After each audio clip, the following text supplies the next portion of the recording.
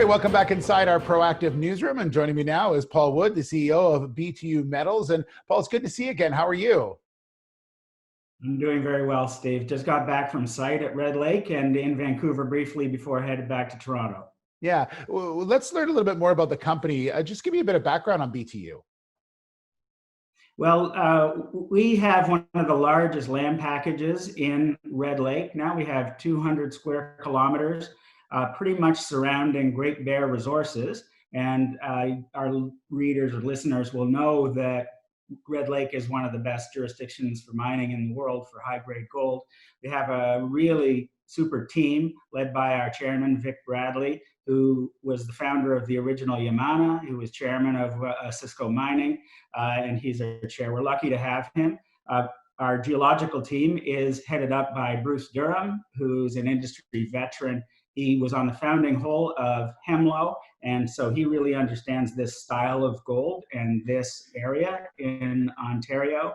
We have very promising geology. You can see the mag coming over from Great Bear into our properties, and we're finding gold at the surface. You recently had a large investment.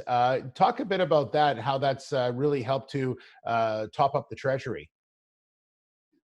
Well, we're increasingly getting a strong investor base, including on the institutional side. And most recently, we got a strong investment out of SSI, European base, managed out of Zurich. And they are a long-term, supportive, ongoing shareholder. They're specialists in this industry. They have great geological expertise to boot. And when travel restrictions come off, they'll be coming to site.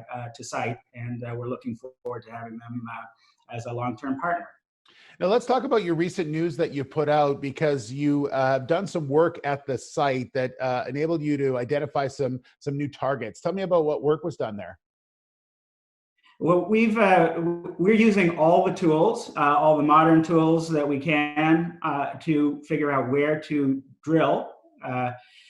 The objective is to find the gold under the ground that is equal to or better than Great Bear resources. And so we've applied induced polarization, sampling, till samples where we're getting very high grade counts, including pristine grades. We just did a lithographic survey, and this is pointing us in many directions up and down a southwest to northeast trend, which is over 10 kilometers, where we think it's highly prospective. And this is kind of coincident and similar to Great Bear's LP fault. So that's what this long, ongoing drill program will be all about, popping holes in, going all along that trend. And is that drill program going to continue right through the winter? What's sort of the season there? It's one of the great things about Red Lake is you can keep going all year round. You usually take a little break around a spring breakup because it's a little bit too soggy. I'll probably give everybody a little bit of a break around Christmas. When I left site last week, I think it was hole 5 that I saw them drilling. We'll continue drilling right up until Christmas, and then restart in January and on right throughout spring and beyond. We're funded very well to do that. Okay.